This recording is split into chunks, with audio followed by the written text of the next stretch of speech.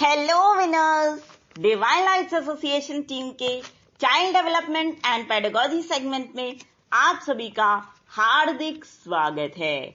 जी हाँ दोस्तों, अब से हमारी कोशिश रहेगी कि हम पूरे सब्जेक्ट से रिलेटेड पेडागोजी सेगमेंट लाया करें। लेकिन फ्रेंड्स, इससे पहले कि ये वाला हम शुरू करें सेगमेंट, हम आप सभी लोगों की दुआओं, प्यार और सपोर्ट के लिए आपको बहुत बहुत धन्यवाद देना चाहेंगे, क्योंकि आपकी जो दुआएं हैं वो हमें सुरक्षित रखती हैं। आपका जो प्यार है वो हमें दूसरों को वो चीज देने के लिए प्रेरित करता है जिसको कि हम उनसे छीन नहीं सकते, और जो दूसरों की जरूरतें होती हैं उसको किस तरह से धीरे धीरे हम समझ सकते हैं, उनकी कमियों को किस तरह से एक्सेप्ट करके उनके साथ चल सकते हैं, और किस किस तरह से दूसरों की जरूरतों को समझ करके हम उसके हिसाब से काम कर सकते हैं। इसके अलावा आपका जो सपोर्ट है वो हमारे कंटेंट्स को ऑनलाइन और ऑफलाइन दोनों ही मोड में लोगों तक पहुंचाता है। इस बात के लिए आपको बहुत बहुत धन्यवाद। अब चलिए सेगमेंट शुरू करते हैं। पहला सेगमेंट, किस उपागम में मनोगत्यात्मक उद्देश्यों के लेखन हेतु विधि प्रस्तुत की गई है? आंसर, रॉबर्ट मिलर उपागम में। ठीक है, जो रॉबर्ट मिलर हैं उन्होंने दिया था अप्रोच जिसमें साइकोमोटर ऑब्जेक्टिव्स जितने होते हैं, यानी कि मनोगत्यात्मक उद्देश्य या मनोशारीरिक उद्देश्य, उनको कैसे लिखा जाए इसकी विधियां प्रस्तुत की गई हैं।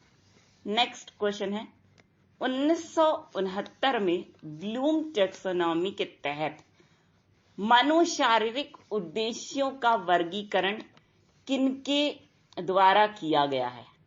आंसर, योकम सिम्पसन और किवलर द्वारा। योकम सिम्पसन और किवलर द्वारा यह वर्गीकरण किया गया है। नेक्स्ट क्वेश्चन, सामाजिक अध्ययन के पाठ्यक्रम निर्माण के सिद्धांत हैं?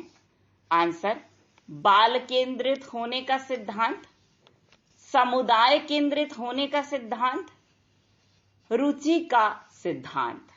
नेक्स्ट क्वेश्चन, अनुदेशनात्मक उद्देश्य के RCEM वर्गीकरण में रचनात्मकता की श्रेणी में समाहित है?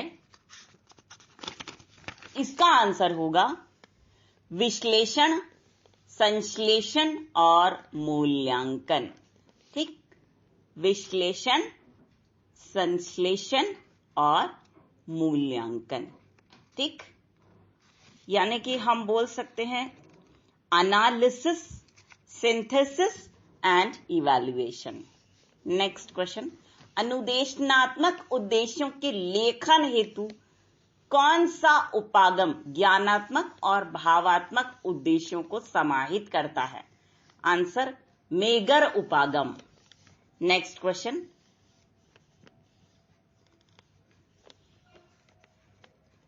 विद्यालयों में सामाजिक अध्ययन विषय पढ़ाने के उद्देश्य कौन कौन से हैं? आंसर है, अच्छी नागरिकता का विकास करना, राष्ट्रीय और अंतर्राष्ट्रीय समझ का विकास करना और सामाजिक व्यवहार का विकास करना। नेक्स्ट क्वेश्चन, उद्देश्य शब्द का प्रयोग सर्वप्रथम किसने किया था? आंसर, गोविथ ने। यह किया गया था 1918 या 19 के लगभग। ठीक है, 1918 या 19 के लगभग। नेक्स्ट, पाठ योजना के RCEM उपागम का विकास किसने किया? आंसर, क्षेत्रीय शिक्षा महाविद्यालय मैसूर ने। नेक्स्ट क्वेश्चन, एक सही गलत प्रश्न किस प्रकार के प्रश्न का उदाहरण है? आंसर, वस्तुनिष्ठ प्रश्न।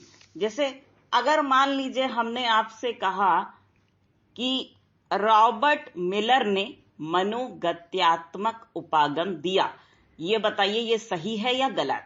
तो आप कहेंगे ये सही है। तो ये जो सही गलत वाला प्रश्न है, ये किस तरह के प्रश्नों का उदाहरण है, किस तरह के प्रश्नों का प्रकार है? वस्तुनिष्ठ प्रश्नों का। ठीक, नेक्स्ट क्वेश्चन, सबसे कम विश्वसनीयता पाई जाती है? आंसर, सत्य असत्य प्रश्नों में।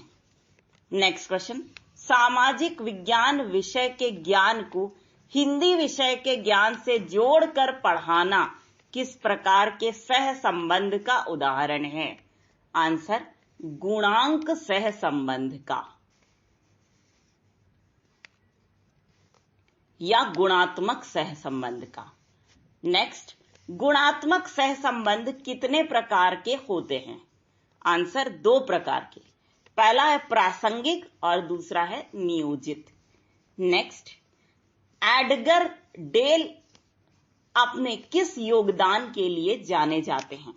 आंसर है, शिक्षण सहायक सामग्रियों के वर्गीकरण के लिए। ठीक है, टीचिंग लर्निंग मटेरियल्स जो भी होते हैं उनके वर्गीकरण के लिए कौन जाना जाता है? Edgar Dale. ठीक है, अब देखिए, अच्छा, एडगर डेल ने जिस आधार पर वर्गीकरण किया है उसको हम क्या बोलते हैं?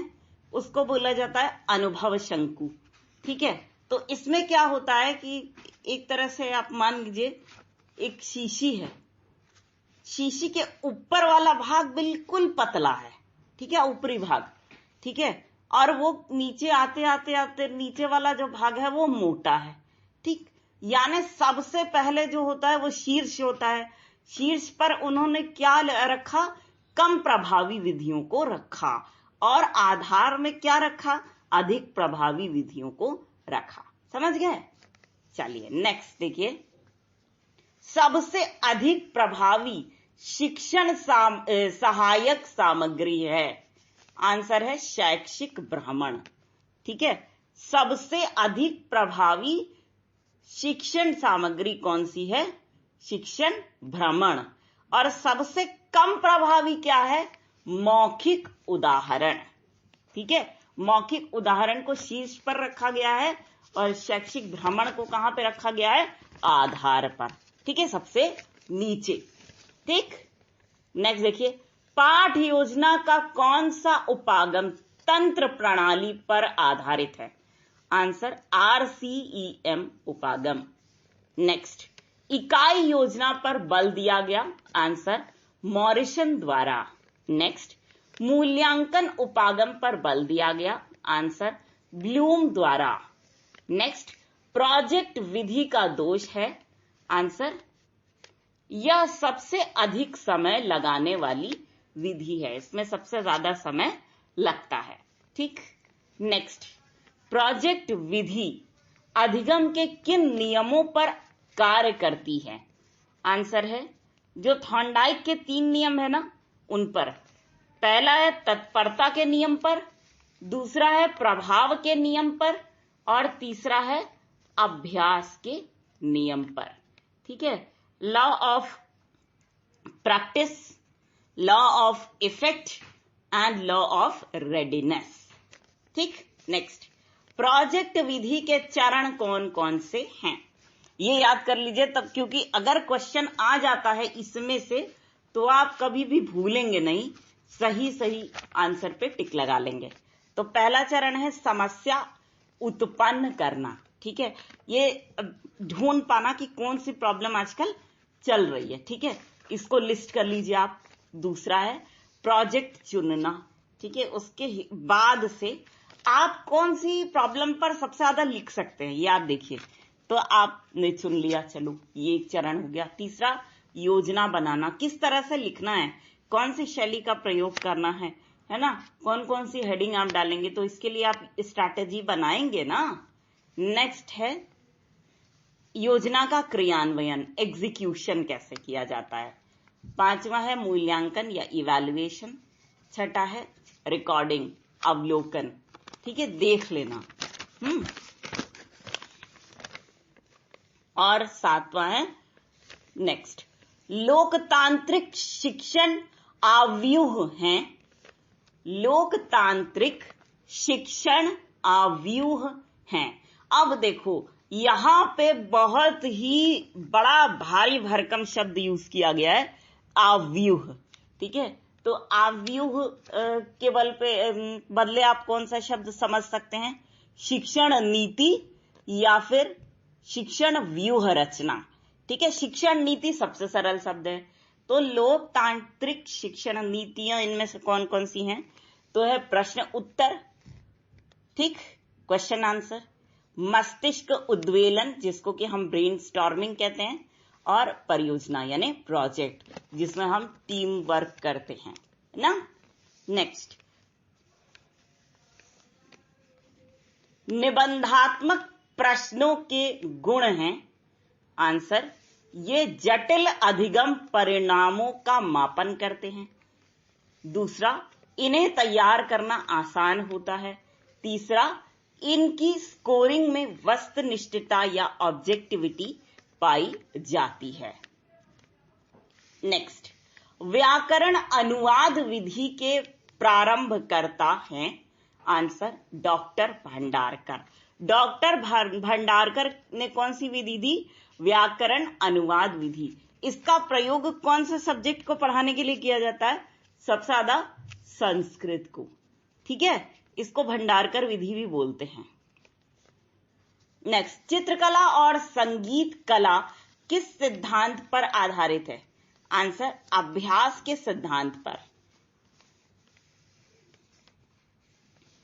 नेक्स्ट,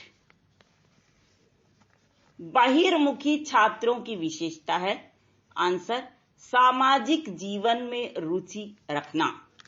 ठीक है, जो बहिर्मुखी व्यक्तित्व वाले होते हैं वो क्या करते हैं?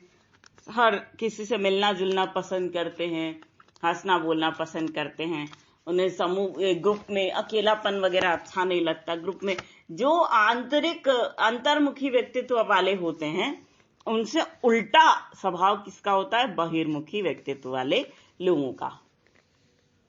नेक्स्ट, अभिनय विधि का प्रयोग किया जाता है। आंसर, नाटक शिक्षण में। नेक्स्ट है, मौखिक परीक्षण का प्रयोग सर्वप्रथम किसके द्वारा किया गया था? आंसर, इलैक डाइस द्वारा। किसके द्वारा किया गया था? इलैक डाइस द्वारा। नेक्स्ट, संप्रेषण विज्ञान के जनक हैं, यानी कि कम्युनिकेशन साइंस। इसके पिता किसको बोला जाता है? स्मिथ एंड स्मिथ को। नेक्स्ट, वस्तुनिष्ठ परीक्षण में कौन सा परीक्षण नहीं होता है? आंसर है, स्वाभाविक परीक्षण नहीं होता है। देखो, बुद्धि परीक्षण होता है, अभिरुचि परीक्षण होता है, अभियोग्यता परीक्षण हो सकता है, लेकिन स्वाभाविक परीक्षण इसमें नहीं हो सकता है। तो दोस्तों, इस तरीके से हमारा आज का child development and pedagogy segment यहीं पर खत्म हुआ। लेकिन फ्रेंड्स, हम आपसे एक रिक्वेस्ट जरूर करेंगे। वो क्या है भाई? हमें कुछ गिफ्ट चाहिए। क्या चाहिए आपसे? वो आप हमें जरूर देंगे। पहला तो देंगे अपना बहुत अच्छा स्वास्थ्य, साथ में अपने सपोर्टर्स का और अपने परिजनों का भी। इसे भी हमें गिफ्ट में दे दीजिएगा।